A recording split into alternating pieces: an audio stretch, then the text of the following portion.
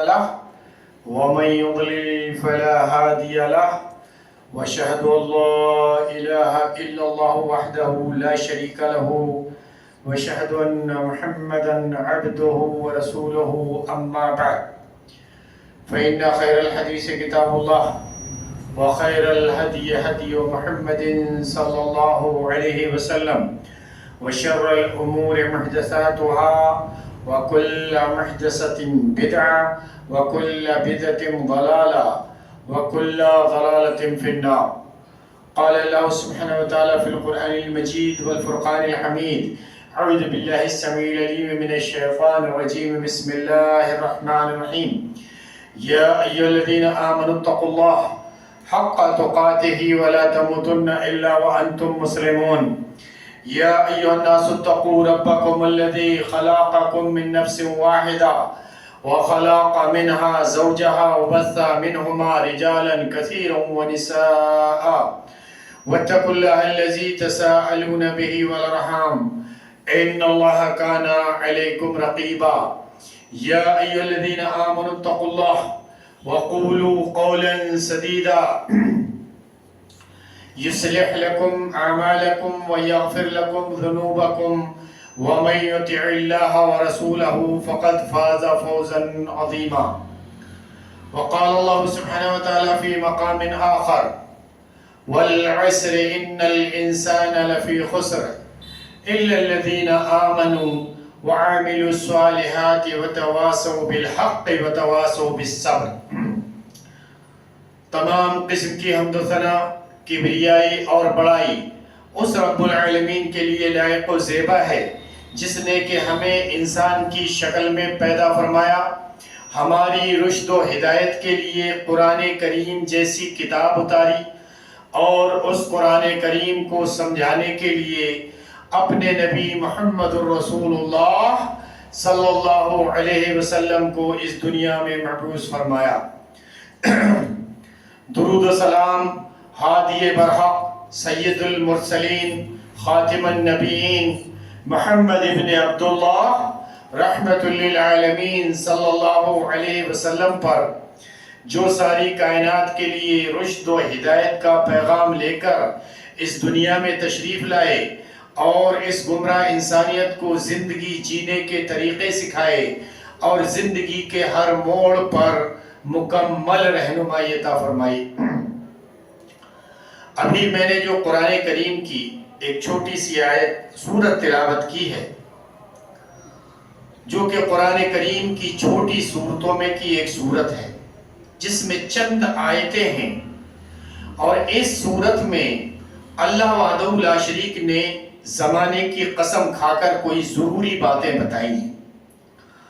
دیکھیں، اگر کوئی عام انسان قسم کھاتا ہے تو وہ اس لیے قسم کھاتا ہے تاکہ وہ آگے سامنے والے کو یہ یقین دلا دے کہ وہ جو کچھ کہہ رہا ہے وہ سچ ہے، وہ حق ہے، اس لیے قسم کھاتا ہے۔ یہاں اللہ وحدہ لا شریک نے قسم کھائی اور زمانے کی قسم کھائی، کہا والعصر ان الانسان لفی خسر، کہ زمانے کی قسم در حقیقت یہ انسان بڑے خسارے میں ہے، بڑے ہی نقصان میں ہے، انسان نقصان میں ہے۔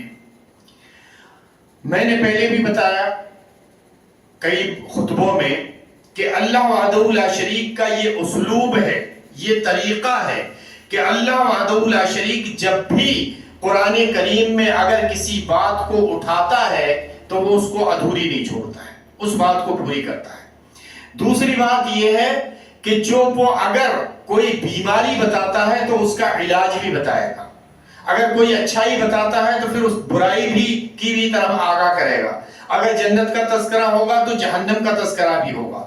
ایسے ہی یہاں اس آیت میں اللہ وحدہ لا شریک نے نقصان بتایا کہ در حقیقت یہ انسان بڑے ہی نقصان میں ہے، بڑے ہی خسارے میں ہے۔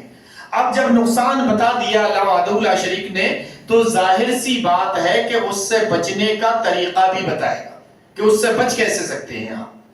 اللہ وحدہ لا شریک نے ارشاد فرمایا کہ در حقیقت یہ انسان بڑے ہی نقصان میں ہے، بہت ہی خسارے میں ہے۔ اب بتایا کہ اگر نقصان سے بچنا چاہتے ہو تو اللہ وحدہ لا شریک نے چند باتیں، 4 باتیں بتائیں.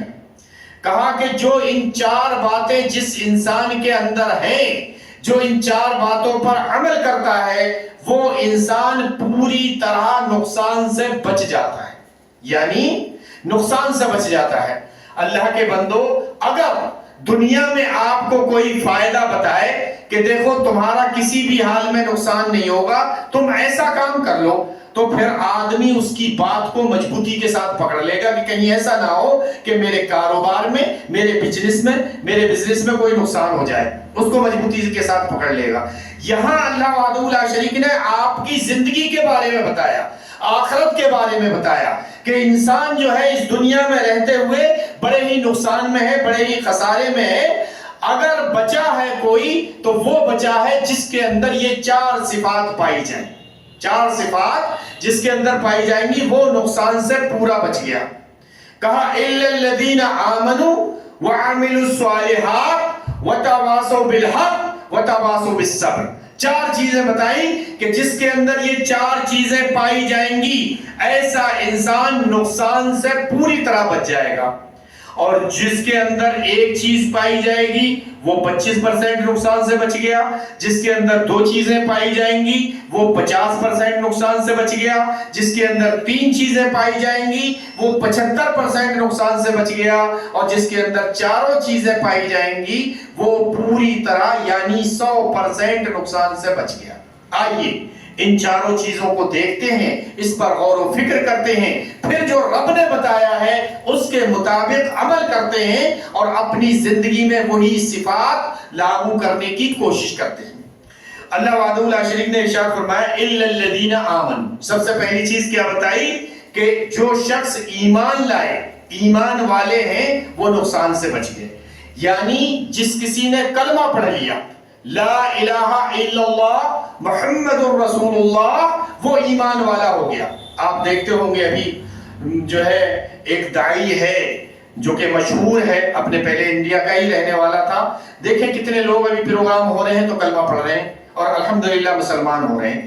یعنی جو کلمہ پڑھنے سے پہلے جو انسان جہنم میں جا رہا تھا وہ صرف کلمہ پڑھنے کی وجہ سے وہ جنت کا حقدار ہو گیا. اب وہ مسلمان ہو گیا، اس نے کلمہ پڑھ لیا. تو جس نے کلمہ پڑھ لیا وہ ایمان والا ہو گیا.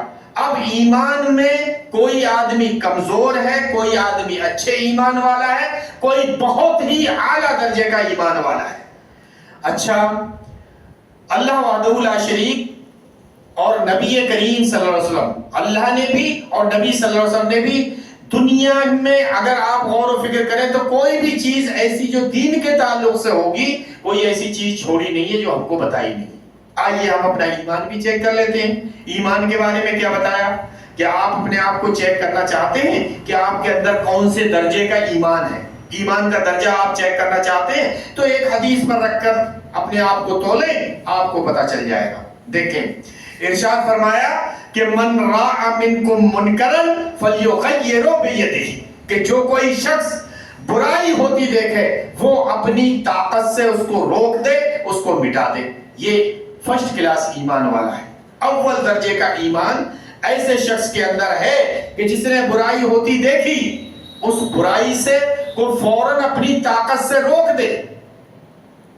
یہ شخص اول قسم کے ایمان والا. مثال کے طور پر کوئی شراب پی رہا بیٹھا ہوا، آپ نے کہا کہ بھئی یہاں سے اٹھی، شراب پینے کی یہاں ضرورت نہیں ہے. شراب پینے والے آدمی کو آپ نے بھگا دیا.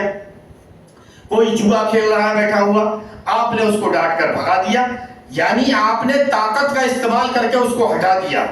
برائی ہو رہی ہے، ایسے بھی طاقت کے استعمال سے آپ نے اس برائی کو روک دیا تو آپ اول درجے کے ایمان والے ہیں. آپ کے اندر جو درجہ ایمان کا ہے وہ فرسٹ کلاس کا ایمان ہے، کیونکہ آپ نے برائی ہوتی دیکھی اس کو اپنی طاقت سے روک دیا.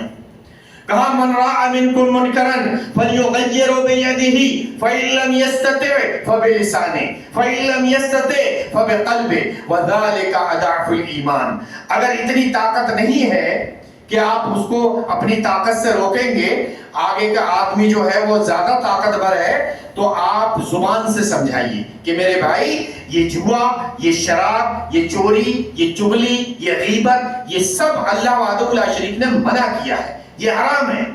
اگر آپ اس کو زبان سے اپنی سمجھاتے ہیں تو اب آپ سیکنڈ کلاس کے ایمان والے ہیں، ایمان کا درجہ دوسرے کلاس کا آ گیا۔ اگر آپ زبان سے بھی نہیں سمجھا سکتے کہ بھئی یہ آدمی، ہم اس کو زبان سے بھی سمجھائیں گے تو یہ ہم کو لپٹ جائے گا، گالی بکے گا، مارنے لگے گا، آپ اتنا بھی نہیں کر سکتے ہیں، تو پھر آپ اس برائی سے دور ہٹ جائیں۔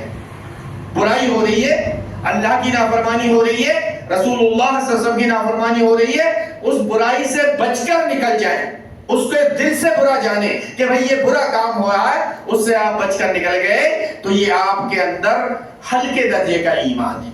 یعنی یہ ہلکے درجے کا ایمان ہے اگر آپ بچ کر نکل جاتے ہیں۔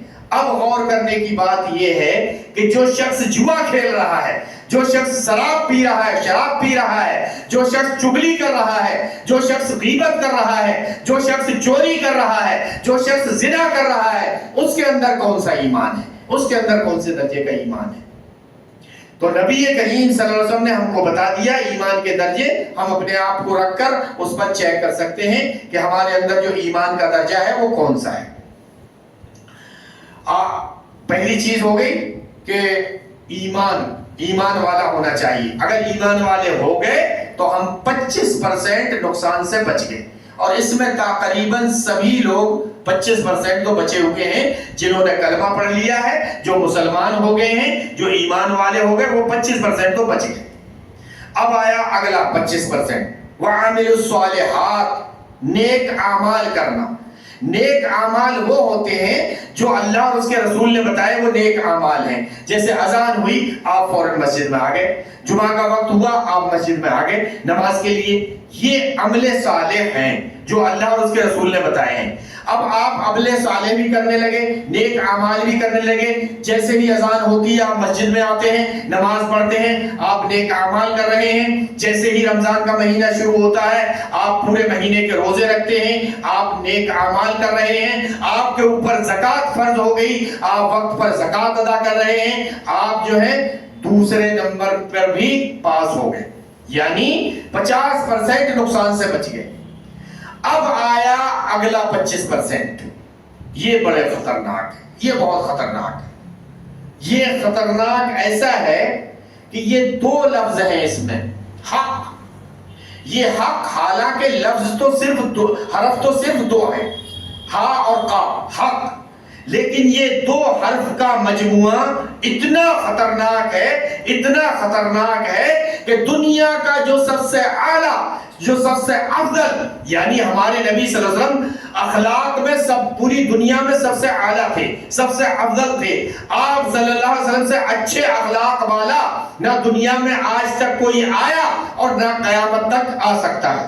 ہمارے نبی صلی اللہ علیہ وسلم جیسا کوئی انسان نہ دنیا میں آیا نہ قیامت تک آ سکتا ہے۔ آپ سب سے اچھے اخلاق والے تھے، لیکن وہ اخلاق، اعلیٰ اخلاق ہونے کے باوجود بھی، جو اعلیٰ اخلاق والے تھے، اعلیٰ اخلاق ہونے کے باوجود بھی آپ جانتے ہیں، اگر آپ نے نبی کی سیرت پڑھی ہے تو آپ سمجھتے ہیں کہ اللہ وحدہ لا شریک نے جب نبی کو دعوت کا حکم دیا اور آپ صلی اللہ علیہ وسلم نے حق کی دعوت دی تو لوگ آپ کے دشمن بن گئے، کیا کیا الزام نہیں لگائے، یہاں تک کہ تقریباً جو میں نے تاریخ میں پڑھا ہے تقریباً 18 بار آپ صلی اللہ علیہ وسلم پر قاتلانہ حملے کیے گئے، یعنی قتل کرنے کی کوشش کی گئی نبی کریم صلی اللہ علیہ وسلم کو۔ کس بات پر؟ صرف حق بولنے پر۔ آپ نے کہا تھا نا، کہا تھا کہ قولوا لا الہ الا اللہ تفلحوا، اے لوگو تم لا الہ الا اللہ کہہ لو تم کامیاب ہو جاؤ گے، تملک العرب والعجم، اور تم عرب و عجم کے مالک بن جاؤ گے، اور کہا وَإِذَا مُتُّمْ كُنْتُمْ مُلُوكًا فِي الْجَنَّةِ، اگر تم مر گئے تو بعد جنت میں بھی انشاءاللہ بادشاہ رہو گے۔ یہ ہمارے نبی صلی اللہ علیہ وسلم نے کہا تھا، یہی تو ایک کلمہ تھا، اتنا کلمہ کہنے پر اپنے ہی گھر کے لوگ دشمن بن گئے۔ کہا کہ کیا اس نے تو سارے معبودوں کا ایک ہی معبود بنا دیا، اور یہ بھی یاد رکھنا جب کبھی حق بولا جاتا ہے تو سب سے پہلے جو ایک پتھر آتا ہے وہ اپنے گھر سے یا اپنے قریبی لوگوں کی طرف سے آتا ہے، کیونکہ یہ سنت ہے نبی کریم صلی اللہ علیہ وسلم کی. جب آپ نے حق بولا، نبی کریم صلی اللہ علیہ وسلم نے حق بولا تو آپ کے لوگ دشمن بن گئے. کہا کہ ارے جو شخص نبی کریم صلی اللہ علیہ وسلم جب آپ نے مکے پر کی صفا پہاڑی پر چڑھ کے جب آپ نے دعوت دی تھی، کہا کہ اے لوگو حل وجدتمونی صادقا او کاذبا، یہ بتاؤ کہ تم نے مجھے جھوٹا پایا یا مجھے سچا پایا. تو سب نے کہا اے اللہ کے رسول، اے محمد، ہم نے تو تمہیں کبھی جھوٹ بولتے دیکھا ہی نہیں ہے، تم تو جو بات کہو گے وہ سچی ہی کہو گے، سچ کے علاوہ تم کچھ نہیں کہو گے. آپ نے کہا کہ اگر میں آپ سے یہ کہوں کہ اس پہاڑی کے پیچھے کچھ ڈاکو ہیں جو تمہیں لوٹنے کے لیے آ رہے ہیں، جو تم پر حملہ کرنے کے لیے آ رہے ہیں، تو تم میری بات کو سچا مانو گے یا میری بات کو جھوٹا مانو گے؟ کہا اے محمد، ہم نے تو آپ کو کبھی جھوٹ بولتے دیکھا ہی نہیں ہے، آپ جو بھی کہیں گے وہ سچ ہی کہیں گے، حق ہی کہیں گے، حق کے علاوہ آپ کچھ نہیں کہیں گے. تو آپ نے کہا اچھا تو پھر مان لو، قولوا لا الہ الا اللہ تفلحوا، تم لا الہ الا اللہ کہہ لو، تم عرب و عجم کے مالک بن جاؤ گے. وہی جو کہہ رہے تھے کہ ہم تو آپ کو سچا مانتے ہیں، صادق مانتے ہیں، انہی میں سگا چچا اٹھا اور اس نے کہا تبا لکا یا محمد، اے محمد صلی اللہ علیہ وسلم کے لیے کہا کہ اے محمد تو ہلاک و برباد ہو جائے، تیرے ہاتھ ٹوٹ جائیں. نعوذ باللہ، یہ آپ کے سگے چچا نے کہا تھا دعوت پر جب حق کی دعوت دی. خباب بن عرط رضی اللہ تعالیٰ عنہ، عمر رضی اللہ تعالیٰ عنہ اپنے زمانے میں پوچھتے ہیں خباب بن عرط رضی اللہ تعالیٰ عنہ سے، کہتے ہیں اے خباب، تمہارے یہ پیٹھ پر یہ کیسے داغ ہیں، گانٹ کیسی بنی ہوئی ہیں، یہ کالے کالے داغ کیسے پڑے ہوئے ہیں، دھبے کیسے پڑے ہوئے ہیں؟ خباب رضی اللہ تعالیٰ عنہ کہتے ہیں کہ اے عمر رضی اللہ تعالیٰ عنہ، جب میں غلام تھا مکے میں، جب مجھے میرا مالک مجھ سے کہتا تھا کہ تو یہ لا الہ الا اللہ کہنا چھوڑ دے، تو اسلام کو چھوڑ دے، تو نے جو اسلام قبول کیا ہے غلط کیا ہے، تو میں کہتا تھا نہیں یہ حق ہے، اور میں اسلام پر جب میں اسلام کے بارے میں جب میں کہتا کہ یہ صحیح ہے تو وہ مجھے تپتے ہوئے انگاروں پر لٹا دیتا تھا، یعنی آگ کے انگارے سرخ ہوتے تھے اور اس پر وہ مجھے لٹا دیتا تھا اور اوپر سے ایک بھاری پتھر لے رکھ دیتا تھا، یہاں تک کہ میری چربی سے جب وہ انگار میری چربی پگھلتی اس سے وہ انگار بجھتے تھے تب وہ مجھے ہٹاتا تھا. یہ داغ ہے میری پیٹھ پر. یہ کیا کس لیے تھے؟ حق بولنے کی وجہ سے. ایسے ہی حضرت بلال رضی اللہ تعالیٰ عنہ، ان کو گھسیٹا جاتا تھا، ان کے پیروں میں رسی باندھ کر دھوپ میں گھسیٹا جاتا تھا، تپتے پتھروں پر لٹایا جاتا تھا، اور تپتے پتھروں پر لٹا کر اور ان سے کہا جاتا تھا کہ یہ حق بولنا چھوڑ دے، حق بات کرنا چھوڑ دے. لیکن وہ نہیں مانتے تھے. کیوں نہیں مانتے تھے؟ اصل میں بات کچھ ایسی تھی کہ ان لوگوں کی تربیت جو تھی، ان کی جو تعلیم تھی، جو دینی تربیت جو نبی کریم صلی اللہ علیہ وسلم نے جو کی تھی، جو تعلیم نبی کریم صلی اللہ علیہ وسلم نے دی تھی، وہ بھی بڑے اعلیٰ قسم کی تعلیم تھی. میں ایک واقعہ جو تاریخ میں ہے میں بتاتا ہوں مختصر، حضرت بلال رضی اللہ تعالیٰ عنہ کا، کہ حضرت بلال رضی اللہ تعالیٰ عنہ سے ان کا جو مالک تھا ان سے دن بھر کام لیتا تھا اور رات کو، وعلیکم السلام ورحمۃ اللہ وبرکاتہ، رات کو اس کو جو یا گیہوں کچھ دے دیتا تھا کہ اتنے ہی تم کو پیسنا ہے صبح تک. اور وہ جب رات کو چکی پر بیٹھتے تھے تو صبح ہو جاتی تھی، پیستے پیستے پوری رات نکل جاتی تھی اور وہ پیس نہیں پاتے تھے. ایک دن نبی کریم صلی اللہ علیہ وسلم کا گزر ہوا وہاں سے. سنیے اعلیٰ اخلاق کہ نبی کریم صلی اللہ علیہ وسلم کا گزر ہوا، آپ صلی اللہ علیہ وسلم وہاں سے نکلے، دیکھے کیسی تربیت کی ہے آپ صلی اللہ علیہ وسلم نے. دیکھا رونے کی آواز آ رہی، کہا کیا بات ہے، یہ کس گھر میں سے رونے کی آواز کیوں آ رہی؟ آپ اندر گئے، دیکھا بلال رضی اللہ تعالیٰ عنہ. کہا بھئی کیا بات ہے، تو کیوں رو رہے ہو؟ کہا کہ میں ایک حبشی غلام ہوں، میں ایک غلام ہوں، مجھے میرا آقا دن بھر کام کرواتا ہے اور شام کو مجھے یہ پیسنے کے لیے دے دیتا ہے کچھ نہ کچھ اور کہتا ہے صبح تک یہ پیس کر دینا، اور میں پوری رات نہیں سو پاتا ہوں اور پھر دن بھر میں کام کرتا ہوں، میں تھک جاتا ہوں، اس لیے میں رو رہا ہوں. رسول اللہ صلی اللہ علیہ وسلم نے کہا کہ میں تمہاری کچھ مدد کر سکتا ہوں؟ کہا آپ کیا میری مدد کر سکتے ہیں؟ کہا ایسا ہے میں تمہاری مدد کرتا ہوں، آپ جو ہیں جا کر سو جائیں۔ بلال رضی اللہ تعالیٰ عنہ سے کہا کہ تم جا کر سو جاؤ اور میں یہ تمہارا آٹا پیس کر رکھ دوں گا۔ وہ آٹا آپ صلی اللہ علیہ وسلم نے پیس کر رکھ دیا، بلال رضی اللہ تعالیٰ عنہ سو گئے اور جب وہ اٹھے تو دیکھا آٹا پسا رکھا ہوا ہے، اور پھر اس کے بعد میں بلال رضی اللہ تعالیٰ عنہ جو تھے وہ آرام سے سکون سے سوئے، اور صبح میں انہوں نے خوب کام کیا۔ شام کو پھر اگلے دن آئے تو دیکھا پھر رسول اللہ صلی اللہ علیہ وسلم آگے، آنے کے بعد پھر چکی پیسی آپ نے۔ ایسے ہی کئی دن ہو گئے تو اب بلال رضی اللہ تعالیٰ عنہ نے کہا کہ آپ کون ہیں اور کیوں تم میری اتنی مدد کرتے ہو؟ یہاں مکے میں تو کوئی میری ایسی مدد نہیں کرتا ہے جیسی تم کرتے ہو۔ تو آپ صلی اللہ علیہ وسلم نے کہا میرا نام محمد ہے، میں اللہ کا رسول ہوں۔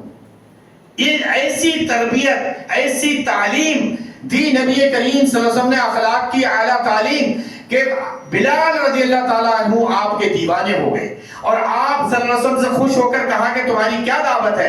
آپ نے بتایا کہ میں کہتا ہوں قل لا الہ الا اللہ تفلحوا، کہ تم لا الہ الا اللہ کہہ لو تم کامیاب ہو جاؤ گے، میرا یہی کلمہ ہے لا الہ الا اللہ محمد رسول اللہ۔ بلال رضی اللہ تعالیٰ عنہ نے کلمہ پڑھ لیا لا الہ الا اللہ محمد رسول اللہ۔ اب دیکھیں وہ تعلیم جو نبی کریم صلی اللہ علیہ وسلم نے دی تھی، پوری دنیا نے کوشش کی کہ ان کو حق راستے سے ہٹایا جائے، حق سے ان کو موڑ دیا جائے۔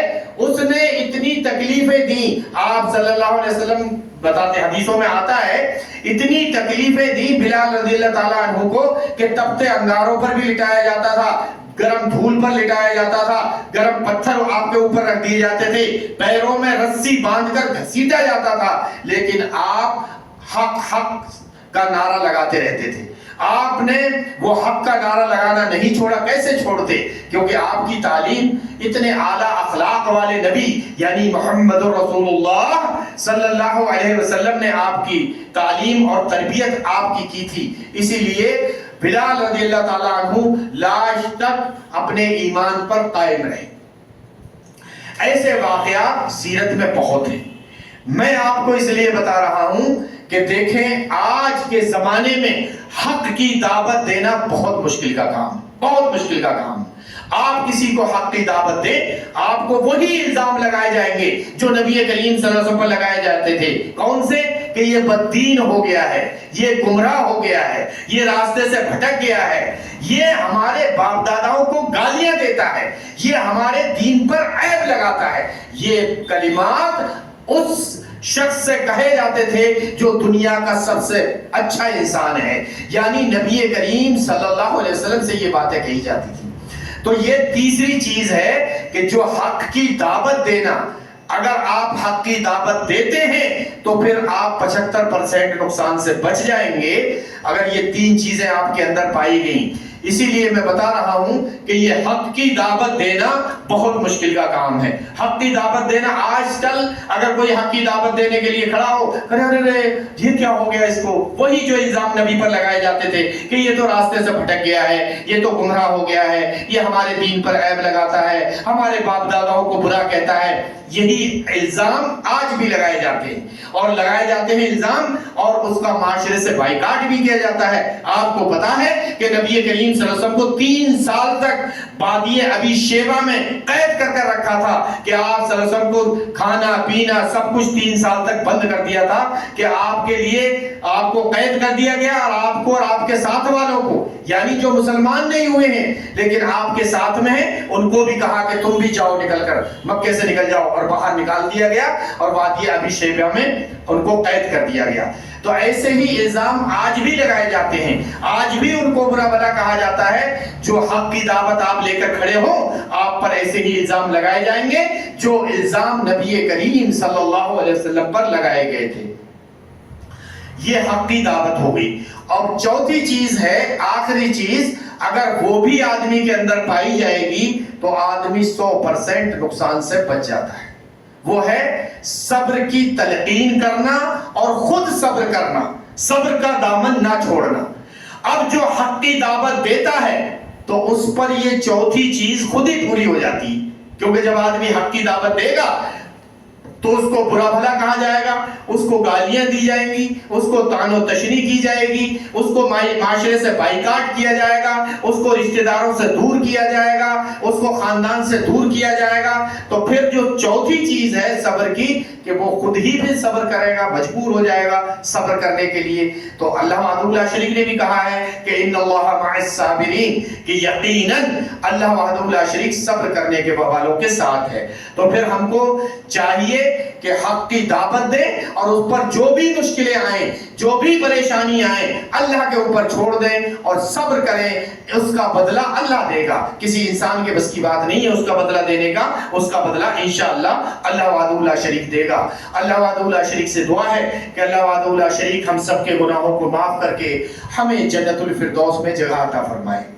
یا رب یا ذی الجلال والاکرام، ہمیں یہ والعصر جو ہے اس پر اس کی جو 4 صفت اس میں بتائی ہیں، اے اللہ ہم سب مسلمانوں کے اندر وہ 4 صفات پیدا کر دینا تاکہ ہم نقصان سے، خسارے سے پوری طرح بچ جائیں۔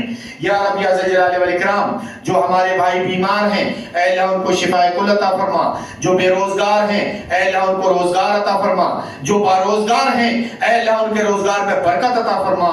یا رب یا ذی الجلال والاکرام، جو ہمارے مسلمان بھائی قرآن کریم سے جن کے کنیکشن کٹے ہوئے ہیں اے اللہ ان کو قرآن کریم پر عمل کرنے کی توفیق عطا فرما، ان کو نبی کریم صلی اللہ علیہ وسلم کی سنتوں پر عمل کرنے کی توفیق عطا فرما، اور ہم سب مسلمانوں کو اصلی سنی بننے کی توفیق عطا فرما۔ نبی کریم صلی اللہ علیہ وسلم کی سنتوں پر عمل کرنے والا اصلی سنی ہوتا ہے، اس لیے ہم سب کو اللہ وحدہ لا شریک اصلی سنی بننے کی توفیق عطا فرمائے، ہم کو سنتوں پر عمل کرنے اور بدعتوں سے بچنے اور بدعتوں سے توبہ کرنے کی توفیق عطا فرمائے۔ ربنا تقبل منا انك انت السميع العليم وتب علينا انك انت التواب الرحيم ربنا آمنا بما انزلت واتبعنا رسولا فاكتبنا مع الشاهدين ان الله وملائكته يصلون على النبي يا ايها الذين آمنوا صلوا عليه وسلموا تسليما۔